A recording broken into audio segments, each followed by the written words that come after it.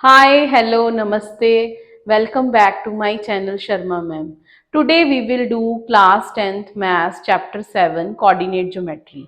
In this video we will cover basic concept of this chapter and all the formulas, and we will do here MCQs also, previous year question and most important question. And remember, this chapter will come of 6 marks in your CBSE board exams.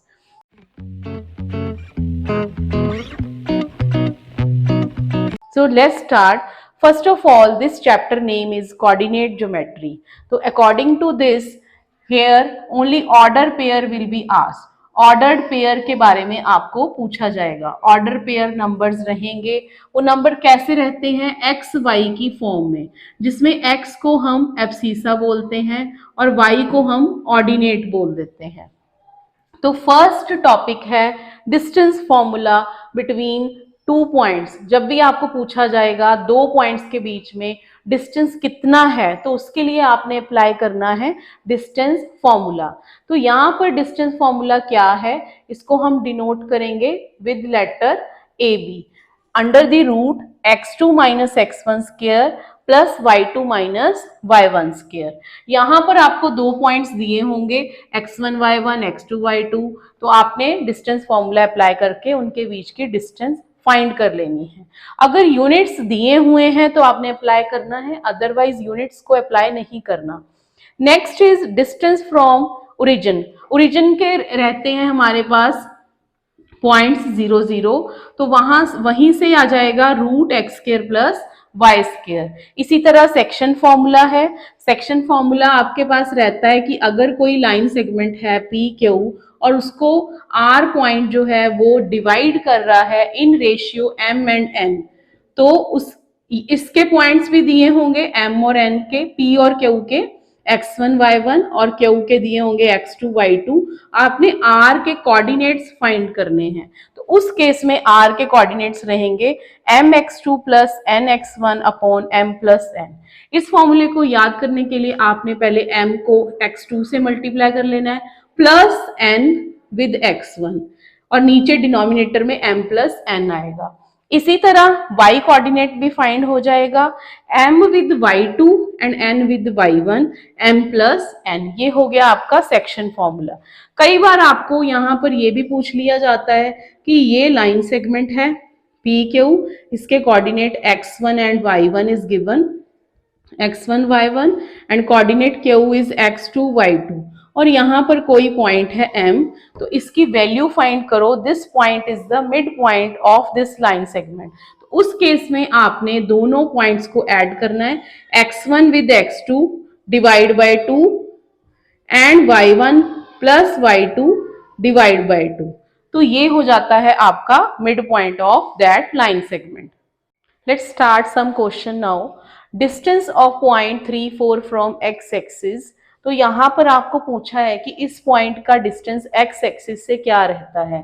x axis से पूछा है तो आपने ordinate बताना है, means y coordinate. तो y coordinate है हमारा 4, और अगर y एक्सिस से पूछा है तो आपने एब्सिसा बता देना है. ठीक है, तो इस केस में हमारा आंसर रहेगा 4. इसी तरह if the distance between a and b is 5. Distance आपको गिवन है, आपने पॉइंट p फाइंड करना है, देन फाइंड p. तो डिस्टेंस फॉर्मूला अप्लाई करेंगे यहाँ पर क्योंकि हमें डिस्टेंस गिवन है. तो ab is equal to root x1, ये हो गया x1, ये y1, ये x2 y2. सो x2 minus x1 square plus y2 minus y1 square. Distance हमें 5 दिया हुआ है तो रूट हटाने के लिए 5 का स्क्वायर कर देंगे. ये हो जाएगा minus 3 square and this is minus p square. 25 equal to 9 plus p square. तो इस वैल्यू को हम सॉल्व कर लेंगे. 25 माइनस 9, तो p की वैल्यू आ जाएगी यहाँ पर रूट 16. प्लस माइनस ले रहे हैं तो plus minus 4 is the answer.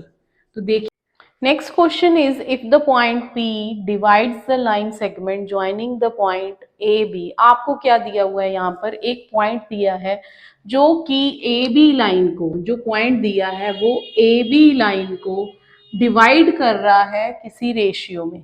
Ratio भी हमें दिया हुआ है, पॉइंट्स भी दिए हुए हैं बच्चों।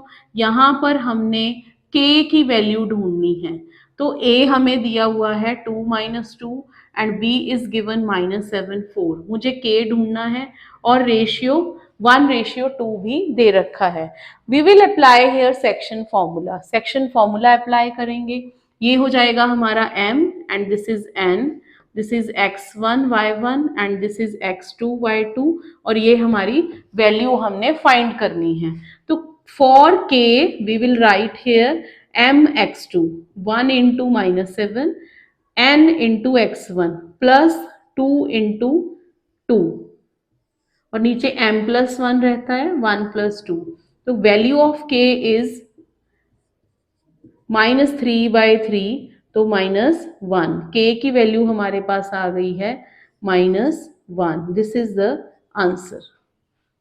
Next is very important question, find the ratio in which the point. अब आपको रेशियो फाइंड करना है, पॉइंट आपको गिवन है।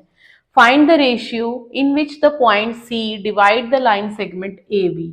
हमने पता करना है कि ये लाइन जो है ये सी इस लाइन को किस रेशियो में डिवाइड कर रहा है। तो हमें ए भी दे रखा है, बी भी दिया हुआ है and C is also given 3/5 11/5।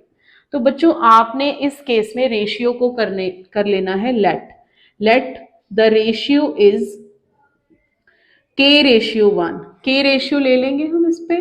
अब हमने अप्लाई करना है सेक्शन फॉर्मूला। सेक्शन फॉर्मूला के केस में हम k को इससे मल्टीप्लाई कर देंगे, k into -3 plus 1 into 3 1 into 3 upon k plus 1 और इसके इक्वल रख देंगे 3/5। तो this will be equal to -3k plus 3 upon k plus 1 3/5। Cross multiply कर लेंगे -15k plus 15 and 3k plus 3। तो k वाले नंबर्स को हम एक साइड ले जाएंगे and another number two that side. तो -18k -12 इस तरह हमारे पास k की वैल्यू आ जाएगी 2/3। ठीक है, तो दिस इज द रेशियो। तो आप रेशियो को 2:3 भी लिख सकते हो एंड 2/3 भी लिख सकते हो। नेक्स्ट क्वेश्चन जो है आपका बहुत बार पूछा गया है एग्जाम में, find the point on x axis which is equi distant from these points. जब भी ऐसे क्वेश्चन आएगा आपने एक्स एक्सिस पे पूछा है तो x0 पॉइंट ले लेना है। If it is asked on Y axis, अगर वाई एक्सिस पे पूछा है तो 0y पॉइंट ले लेना है। ठीक है, तो यहाँ पे अब पॉइंट हमने लेट कर लिया है, let that point is x0। ये पॉइंट x0 हो गया जिसकी डिस्टेंस इन दोनों पॉइंट से सेम है, तो इसको a और b नाम दे देते हैं। ये हमारा हो जाएगा c। मींस अगर c पॉइंट यहाँ पर है तो a और b यहाँ रहेंगे, इनका डिस्टेंस सेम है। AC और BC का डिस्टेंस सेम हो जाएगा, तो AC is equal to BC रहेगा उस केस में। तो वो हम डिस्टेंस फॉर्मूला अप्लाई करके फाइंड कर सकते हैं। बच्चों आपने इसमें स्क्वायर रूट लेना नहीं है, एक्चुअली में वो स्क्वायर रूट तो कैंसिल आउट ही हो जाएगा, पर कुछ बच्चे यूज करते हैं तो मैं यहाँ अप्लाई कर रही हूँ 2 - x 2 - x² प्लस -5 -0 स्क्वायर। इसी तरह b और c का डिस्टेंस ले लेंगे -2 - x² and 9 - 0 square. Square root cancel हो गया। अब हम यहाँ पे अप्लाई कर लेंगे formula, this is 2 - x², identity लग जाएगी, -5² इज 5 स्क्वायर, -2 - x² 9 स्क्वायर। इसको आइडेंटिटी लगा के हम सॉल्व कर लेंगे, a² b² -2ab प्लस 25 और ये हमारे पास आ जाएगा, नेगेटिव है दोनों तो पॉजिटिव हो जाएंगे। a² पॉजिटिव वाली आइडेंटिटी लगानी है, a² b² plus 2ab plus 81। तो x² कट हो जाएंगे इक्वालिटी में, 4 भी कट हो जाएगा। अब x वाली टर्म्स को एक तरफ रख लेंगे और विदाउट x टर्म्स को दूसरी तरफ ले जाएंगे, तो -8x इज इक्वल टू 56। तो x की वैल्यू हमारे पास आ जाएगी -7। तो पॉइंट क्या बन जाएगा, point will be -7 0।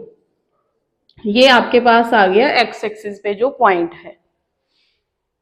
Let's start now next question. If the point P x y is equidistant from these points, prove that this.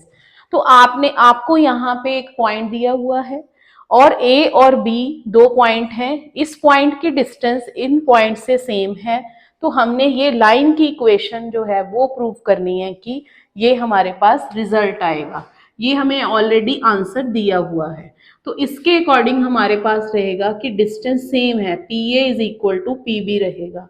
तो पी ए की वैल्यू आ जाएगी x minus three square plus y minus six square. इसी तरह P B की value आ जाएगी x plus three square, क्योंकि ये नेगेटिव साइन है तो पॉजिटिव बन जाएगा, Y minus four square. Identities लगा के इसको सॉल्व कर लेंगे। A square B square minus two A square plus b square minus 2ab, and next is a square b square plus 2ab plus a square b square 4 square is 16 minus 4 to the 8 y। तो x square cut हो जाएंगे, y square भी cut हो जाएगा और 9 से cut हो जाएगा, पॉजिटिव पॉजिटिव, क्योंकि इक्वेलिटी के साइन में सेम साइन वाले कट हो जाते हैं। तो minus six x plus 36 minus 12y minus 6x minus 16 plus 8y equal to 0।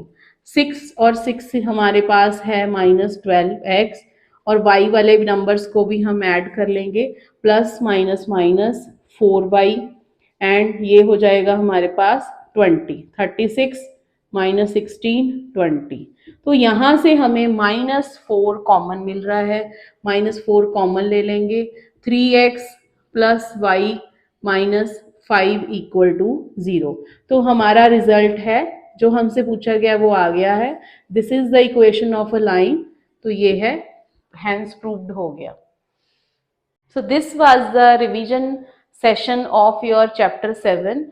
तो अगर आपको हमारा चैनल अच्छा लग रहा है, आपको हमारा पढ़ाया हुआ समझ आ रहा है, then please like share and also subscribe our channel.